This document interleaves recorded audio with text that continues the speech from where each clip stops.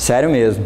E aí aconteceu a coisa mais engraçada do mundo. A primeira vez que eu tive que agravar de uma decisão do STJ para o Supremo, entrar com agravo de instrumento aqui, eu cheguei lá embaixo no STJ e eu já era advogado, já há uns 2 anos, e eu não sabia como é que fazia a papelada lá. Aí um aluno meu que me encontrou, professor, o que está acontecendo? Eu tenho que agravar.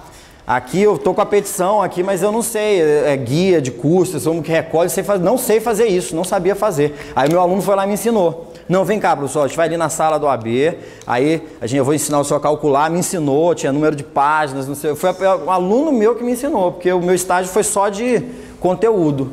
Tá? Por isso que eu sempre recomendo o estágio do Ministério Público, porque lá eu vejo os meninos aprendendo a pensar.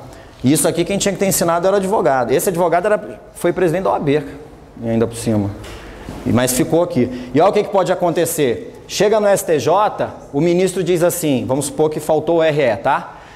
Percebo que para interpretar a matéria de lei federal, existe uma questão constitucional que tem que ser apreciada antes. Essa questão seria apreciada no RE. Não tem RE, então não tem como mandar lá para o Supremo. Aí acabou o processo. Não tem mais como discutir. Então, todos esses atos que você tem que apresentar simultaneamente, você tem que tomar bastante cuidado, tá? Aliás, esse aqui, gente, tem um artigo 299. Olha lá o 299, o que ele diz? Claramente. Acho que é o 299. Ele diz assim: a contestação e a reconvenção serão apresentadas simultaneamente, sublinha simultaneamente, em petições distintas. São 2 petições, elas são separadas, tá? Serão apresentadas simultaneamente em petições distintas. A exceção será autuada em apenso.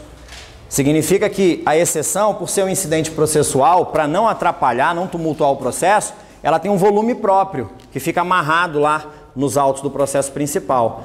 Praticam-se os atos da exceção naquele volume e quando aquilo terminar, vai para o arquivo. E o processo continua normalmente, tá?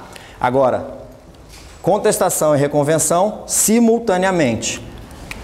Se não for simultaneamente, uma vai gerar preclusão da outra. Anota até do lado aí do artigo se quiser, preclusão, para ficar mais claro, para lembrar. Se contestar antes e reconvir depois, não tem problema. O juiz não conhece a reconvenção, mas você pode propor ação. Então dá para salvar o direito do cliente. Se reconvir primeiro e contestar depois, não tem contestação e há decreto de revelia, tá? E se eu reconvir, contestar e entrar com exceção depois? Exceção de incompetência. O que vocês acham? Semestre passado, 4ª questão da primeira prova. O que acontece com a incompetência relativa se não for arguída essa incompetência no prazo e na forma? Perfeito. Vocês lembram do que acontece? Ocorre um fenômeno. A incompetência do juiz vira competência por meio de um fenômeno chamado prorrogação. Se acontecer isso aqui, ó, já era, porque quando precluiu, ocorreu a preclusão consumativa, a competência do juiz é prorrogada. Prorrogação da competência. Isso só ocorre com a incompetência relativa, tá? Então, repassado, semestre passado. Incompetência relativa. Ela diz respeito ao valor da causa e critério territorial, né? Isso é interesse das partes, não é interesse do Estado. Então, cabe às partes impugnar essa incompetência relativa. Se ela não o fizer no tempo e no modo devidos, como o interesse é só privado, o fato de um juiz de uma localidade diferente decidir não vai afetar o ordenamento do sistema judicial. O que acontece? O juiz que era incompetente relativamente se torna competente relativamente, porque ocorre um fenômeno chamado prorrogação da competência, tá? Por isso é que o ideal mesmo é que vocês apresentem as 3 petições simultaneamente, ok? Apresentar sempre simultaneamente. É melhor sobrar do que faltar no processo. Se sobrar, ainda protocolei logo um recurso da decisão que ainda nem saiu, que eu já estava pensando. É só dizer lá para o juiz que aquilo para desconsiderar. Depois você diz para desconsiderar, não tem nenhum problema. Agora, faltar não tem jeito. Não tem jeito. Até aqui, ok? Para incompetência? Na incompetência, vocês demonstram por que o juiz é incompetente relativamente e indicam qual é o juiz competente, para que ele possa encaminhar os autos, tá? Não é, eu não sei qual é, deixa que o juiz decide aí, não. Você tem que indicar qual é o juiz competente. Acho que de exceção de competência é isso aí. O impedimento e a suspeição, a incompetência, ela é do juízo. Tecnicamente é até errado dizer o juiz incompetente, porque incompetente é o juízo como um todo, tá? Vocês sabem que numa vara, você tem lá o juiz titular, você tem juízes substitutos e às vezes até juízes auxiliares, né? Se eu tenho um processo que traz uma incompetência, a incompetência é de todos. Não é do juiz, a incompetência é da 12ª Vara Cível de Brasília, tá?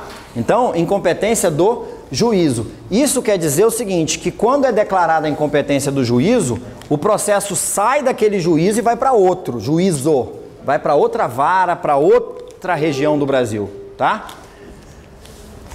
No caso do impedimento e da suspeição, aí sim a gente está falando do juiz. Isso significa que naquela vara em que eu tenho um juiz titular, um juiz auxiliar e 2 substitutos oficiando, se o juiz titular for impedido, o processo não sai da vara. O processo sai das mãos daquele juiz titular e vai para a mão do juiz auxiliar ou dos substitutos, ok? Nessa exceção aqui, eu estou questionando a falta de imparcialidade. O juiz tem que ser imparcial. Então, o legislador, ele elenca algumas hipóteses em que o juiz não pode, o código fala, é defeso ao juiz exercer suas funções no processo. Isso está no artigo 134 do CPC. Vamos olhar lá as hipóteses.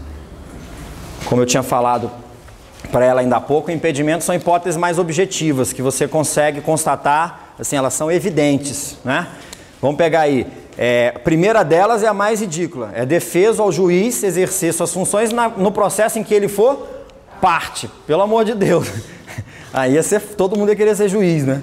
Para poder decidir seus processos. Essa não tem nem o que comentar.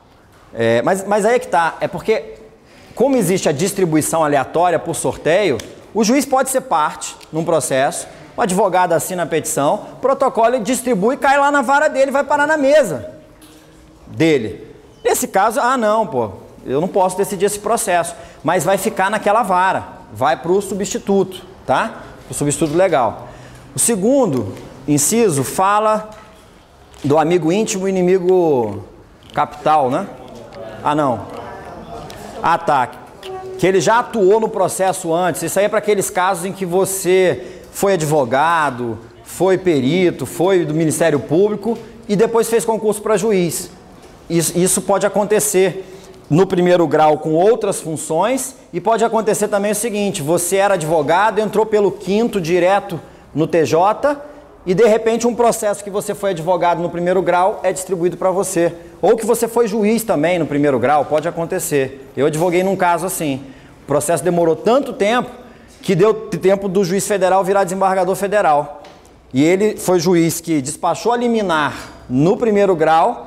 O processo demorou quase uns 8, 9 anos, chegou no TRF, ele já tinha sido promovido e foi distribuído para ele.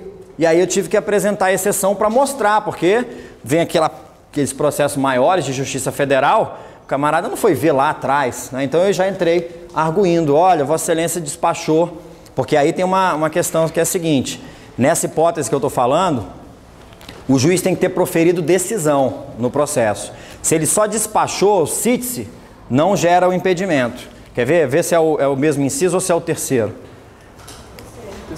Lê aí para mim. Que conheceu em primeiro grau da jurisdição, tendo proferido sentença ou decisão.